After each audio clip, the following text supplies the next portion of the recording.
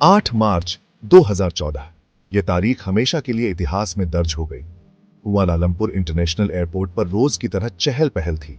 यात्रियों की भीड़, चेक इन काउंटर पर लंबी कतारें और सुरक्षा जांच के लिए इंतजार करते लोग। हर कोई अपनी मंजिल की ओर जाने के लिए उत्सुक था। पैसेंजर्स अपने सफर के लिए एक्साइटेड थे। कुछ लोग अपने परिवार से मिलने जा रहे थे, कुछ व्यापारिक यात्राओं पर थे और कुछ बस छुट्टियों का आनंद लेने के लिए निकले थे। हर चेहरे पर एक अलग कहानी थी।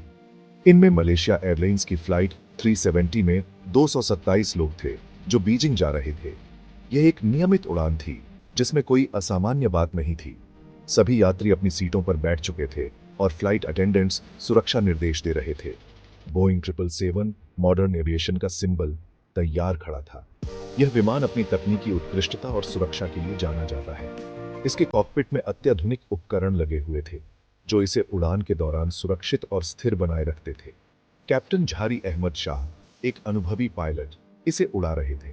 उनके पास हजारों घंटों की उड़ान का अनुभव था और वे अपने काम में माहिर थे। उनके साथ फर्स्ट ऑफिसर फारिक अब्दुल हमीद भी थे जो एक युवा और उत्साही पायलट थे। रात के 12:41 पर MH370 आसमान में उड़ चला। विमान ने धीरे धीरे रनवे पर गति पकड़ी और फिर हवा में उठ गया। यात्रियों ने अपनी सीट बेल्ट बांध ली और कुछ ने खिड़की से बाहर झांकते हुए शहर की रोशनी का आनंद लिया। शुरुआत में सब ठीक था।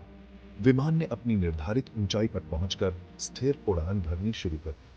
केबिन में रोशनी बंद हो गई और फ्लाइट अटेंडेंट्स ने यात्रियों को आरामदायक बनाने के लिए अपनी सेवाएं शुरू कर दी। एयर ट्रैफिक कंट्रोल को रेगुलर मैसेज मिल रहे थे। पायलट और एयर ट्रैफिक कंट्रोल के बीच सामान्य बातचीत हो रही थी। सब कुछ सामान्य और नियमित लग रहा था। पैसेंजर्स आराम से बैठे थे, कोई सो रहा था, कोई किताब या मूवी में बिजी था। कुछ लोग अपने लैपटॉप पर काम कर रहे थे, जबकि कुछ ने अपनी सीटों को पीछे कर आराम करने का फैसला किया।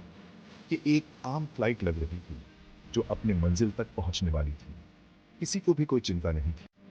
सब कुछ सामान्य और शांतिपूर्ण। प्लेन में या जमीन पर किसी को भी अंदाजा नहीं था कि आगे क्या होने वाला है।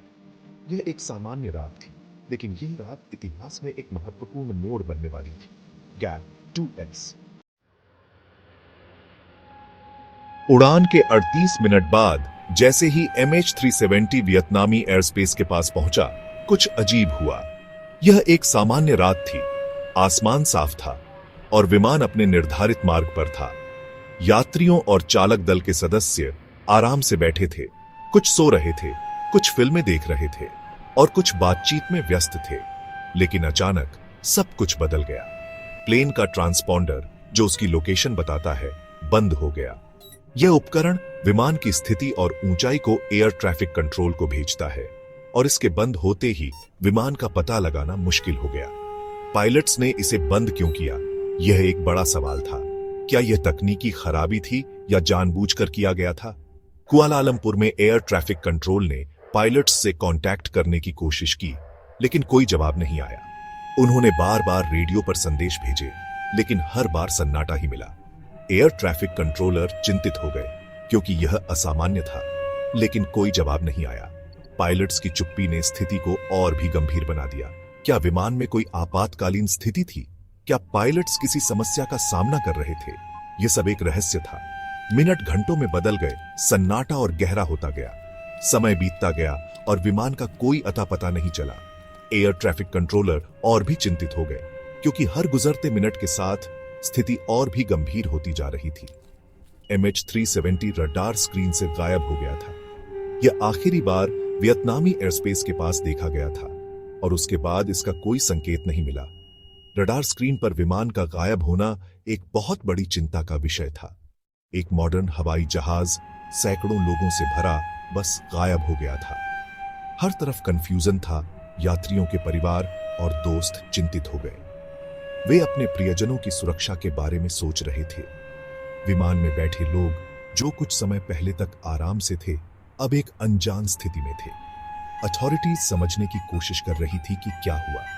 उन्होंने विभिन्न संभावनाओं पर विचार किया, जैसे तकनीकी खराबी, अपहरण या कोई अन्य आपातकालीन स्थिति। हर कोई इस रहस्य को सुलझाने की कोशिश में लगा था। दुनिया हैरानी से देख रही थी। हर कोई इस घटना के बारे में जानना चाहता था।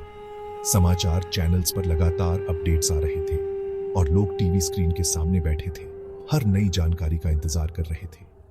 MH370 का रहस्य पूरी दुनिया के लिए एक पहेली बन गया।